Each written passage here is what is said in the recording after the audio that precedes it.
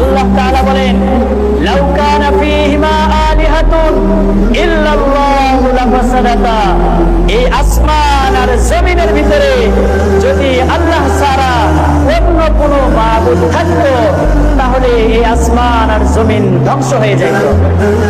এক মাবুদ বলতো যে না এখন বৃষ্টি হবে, আরেকজন বলবে না এখন রোদ হবে। দেখা যাবে যে একটা সময় মাবুদে সৃষ্টিকর্তায় মারামারি লেগে যাবে, পুরো পৃথিবী ধ্বংস হয়ে যাবে।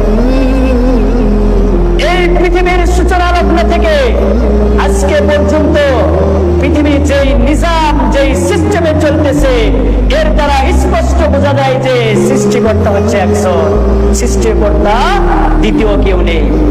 এই পৃথিবীতে বহু মানুষ বসবাস করে, কেউ বলে সৃষ্টিকর্তা 3 জন, কেউ বলে 33 কোটি, কেউ বলে 2 জন।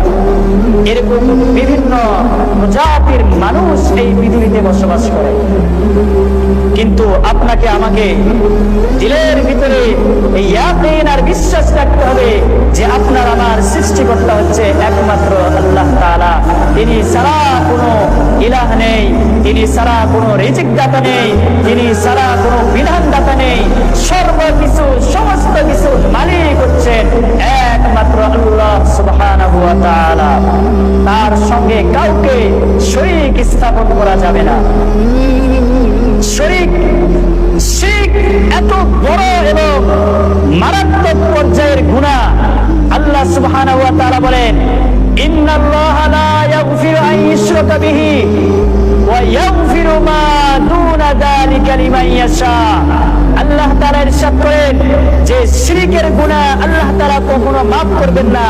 শিরক ছাড়া অন্য যে সমস্ত ছোট গুনাহগুলো রয়েছে আল্লাহ তাআলা চাইলে তওবার মাধ্যমে সেই বান্দাকে maaf করে দিবেন।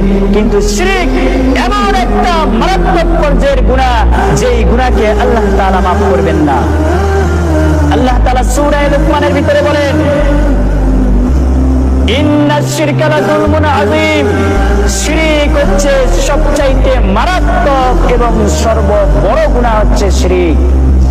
আল্লাহ সুবহানাহু ওয়া তাআলা বলেন, ইন্নাহু মান ইউশরিক বিল্লাহ হারামাল্লাহু আলাইহিল জান্নাহ, যে ব্যক্তি আল্লাহ সুবহানাহু ওয়া তাআলার সঙ্গে শিরক করবে আল্লাহ তাআলা তার জন্য জান্নাত হারাম করে দিবেন। ওয়া মাওয়াহুন নার, আর তার ঠিকানা হয়ে যাবে জাহান্নাম। এই জন্য আপনাকে আমাকে শিরক যে রয়েছে এই শিরকের গুনাহ থেকে বেঁচে থাকতে হবে। এই শিরকের পাপ থেকে আপনাকে আমাকে